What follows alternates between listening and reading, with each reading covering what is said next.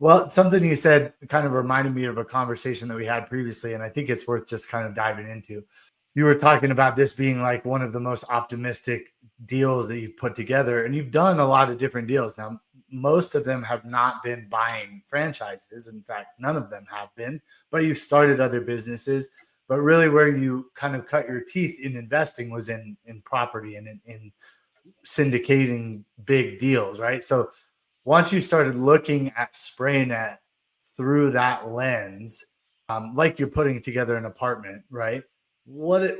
How did that change for your kind of optimism and kind of like your ability to take those lumps? Like, why is it different now?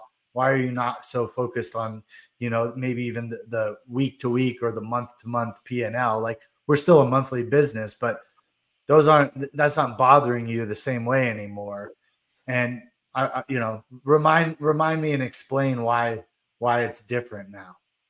Yeah, a big part is just familiarity.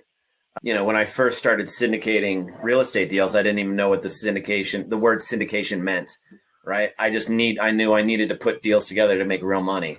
Yeah. And so doing this, what hurt most about this is just my arrogance, my hubris. Mm-hmm. I thought that a painting company would be easier. Now, this isn't a stereotypical painting company. This is a very high-end painting company with proprietary coatings and patents and patented processes and it's a whole machine. I mean, it's $100 million company already, right? The SprayNet as a whole has done well over $100 million worth of deals, right? So, but you're exactly right. When I look at it as if it was an apartment building that we were buying, where I had investors and I have property managers and I have general contractors and subcontractors and, right? Well, in every one of those deals, there was frustration, right? Yeah. Every one of those deals, there was storms that I had to weather. And then after a decade of it, like those storms are nothing to me. Yeah. But I had tenants threaten to kill me, right? I had investors wanting their money long before we agreed they were going to get their money back. I had, property managers go dark on me and turn into flakes. I had, electricians screw me and plumbers screw me and, out of state people look at me like I'm just Mr. Moneybags to be ripped off and, right?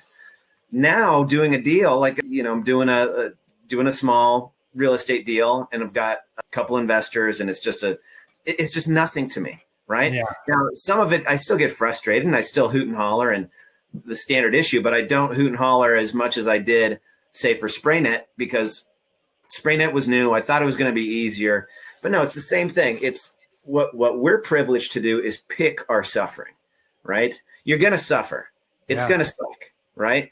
But we're privileged enough where we get to pick that and embrace the suck that we have selected. Well, we've selected I've selected entrepreneurship and business ownership. And now we've selected together this business, right? Along with Streamline Business Media, we've selected SprayNet. And so of course there's going to be some suck. Of course there's going to be some bumps in the road and some storms to weather. But now that I've framed it, like you said, it's just another deal. It's just another apartment building. I'll tell you one difference that was kind of eaten with me with this deal is I was just being chiseled away at $10,000, $20,000 checks I'd have to write. Yeah. Right. And then we do an apartment deal and I would stroke $250,000 check or $500,000 check. And it was just this big chunk and it was just one and done. Right. Yeah. And for whatever reason, and this is a psychological flaw, or this is my own issues coming up, but just being chiseled away 10, 15, 20 grand at a time on a regular basis was just wearing on me. And it's like, okay, I got to zoom out. Right. We allocated 350 grand to this deal. That's what we allocated. We're not over. Right.